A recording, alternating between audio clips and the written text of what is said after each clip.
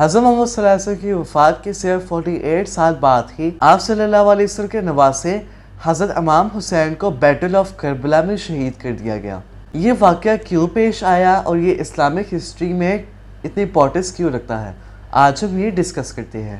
اسلام کے چوتھے خلیفہ حضرت علی رضی اللہ عنہ کی 40 ہجری میں شہادت کے بعد مسلمانوں کے بہت سے لوگوں کے اپوزیشن کے باوجود معاویہ نے کمپلیٹ خلافت کا دعویٰ کر دیا۔ مسلمان چاہتے تھے کہ مسلمانوں کے اگلے خلیفہ حضرت حسن رضی اللہ عنہ بنے، جو کہ آپ صلی اللہ علیہ وسلم کے نواسے تھے۔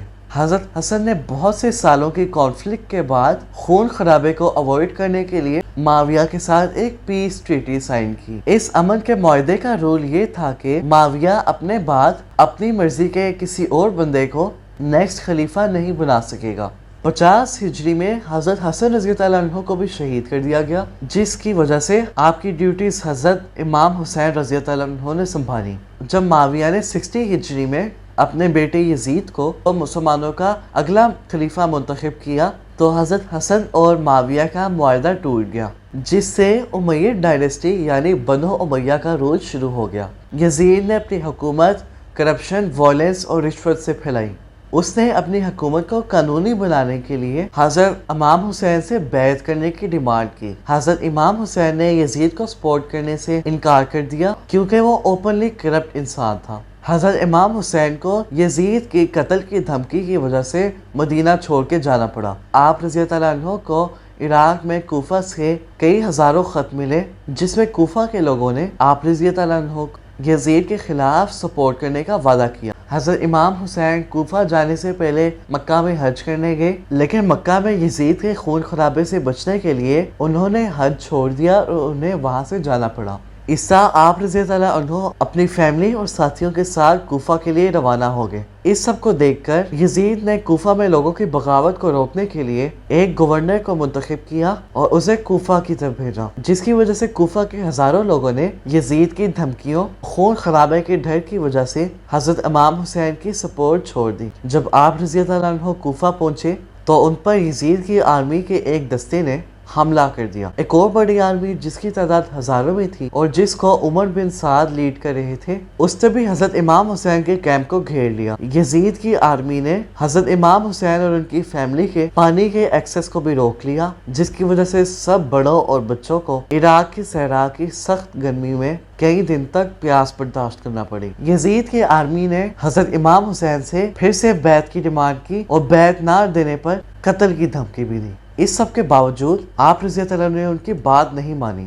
9 محرم کی رات کو حضرت امام حسین نے سب ساتھیوں کو اکٹھا کیا اور کہا کہ آپ حضرت امام حسین رضی اللہ عنہ کے کیمپ کو چھوڑ کے جا سکتے ہیں، کیونکہ جنگ جیتنا بالکل ہی ناممکن تھا۔ حضرت امام حسین کے ساتھیوں کی تعداد صرف 70 تھی، جبکہ یزید کی آرمی کی تعداد 30,000 تھی۔ پھر بھی آپ رضی اللہ عنہ کے ساتھیوں نے ان کا ساتھ نہیں چھوڑا اور آپ رضی اللہ عنہ کے ساتھ وعدہ کیا کہ آخر تک ان کے ساتھ کھڑے رہیں گے۔ اگلی صبح یعنی 10 محرم، جس کو عاشورہ بھی کہا جاتا ہے، حضرت امام حسین نے یزید کی آرمی کو ایک خطبہ دیا، جس میں انہوں نے سب کو ریمائنڈ کروایا کہ وہ ہمارے نبی حضرت محمد صلی اللہ علیہ وسلم کے نواسے ہیں اور وہ ہمیشہ حق کا ساتھ ہی دیں گے۔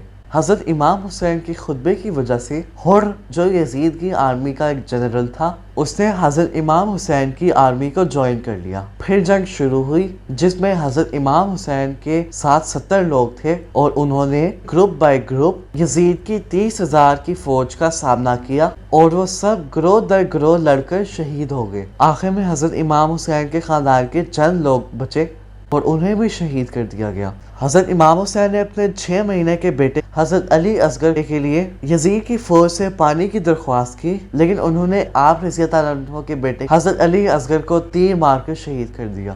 آپ رضی اللہ عنہ نے اپنے بیٹے کو دفن کیا اور اپنے کیمپ کے بچوں اور عورتوں کو الوداع کہہ کے واپس جنگ کے میدان میں چلے گئے۔ انہوں نے دشمنوں کا بہادری سے مقابلہ کیا اور اس کے دوران وہ اپنے گھوڑے سے گر گئے اور یزید کے سپاہیوں نے ان کو گھیر لیا۔ حضرت امام حسین پر ہر طرف سے ظالمانہ طریقے سے حملہ کیا گیا اور ان کا سر قلم کر کے انہیں شہید کر دیا گیا۔ یزید کی آرمی نے خیموں کو لوٹا اور ان خیموں کے اندر موجود عورتوں کے ساتھ ہی انہیں آگ لگا دی گئی، جس میں حضرت محمد صلی اللہ علیہ وسلم کی نواسیاں بھی شامل تھیں۔ آپ رضی اللہ عنہ کے خاندان کو قیدی بنا کر سیریا یعنی شام لے کے جایا گیا اور انہیں ڈمیسکس یعنی دمشق میں لے جا کر پریڈ کرایا گیا، یعنی انہیں قیدی بنا کر اور ہتھ کڑیاں پہنا کر گلیوں بازاروں میں پھرایا گیا۔ کربلا کے واقعے نے مسلمانوں کو ہلا کر رکھ دیا، جس کی وجہ سے مسلم امپائر میں بھی بہت سی بغاوتیں ہوئیں۔ مسلمانوں کا ماننا ہے کہ کربلا کے واقعے نے اسلامک ہسٹری کو ہمیشہ کے لیے چینج کر دیا۔ کربلا کے واقعے سے ہمیں یہ سیکھنے کو ملتا ہے کہ ہمیں ہمیشہ حق کا ساتھ دینا چاہیے اور ظلم کے آگے آواز اٹھانی چاہیے، اور ہمیں حق کے لیے اپنی جان کی قربانی سے بھی دریغ نہیں کرنا چاہیے۔ اور اس سے یہ بھی ہمیں سبق ملتا ہے کہ ظلم کی حکومت ہمیشہ قائم نہیں رہتی اور حق کا نام ہمیشہ باقی رہتا ہے۔ قتل حسین اصل میں مرگ یزید ہے، اسلام زندہ ہوتا ہے ہر کربلا کے بعد۔ حضرت علی کا قول یہ ہے کہ کفر سے تو حکومت چل سکتی ہے لیکن ظلم سے حکومت نہیں چل سکتی۔ اگر آپ کو یہ میری ویڈیو اچھی لگی تو اس ویڈیو کو لائک کریں اور میرے انسٹاگرام، ٹک ٹاک اور فیس بک کو ضرور لائک کریں اور میرے چینل کو ضرور سبسکرائب کریں، اور یہ ویڈیو اپنے دوستوں کے ساتھ ضرور شیئر کریں۔ اللہ حافظ۔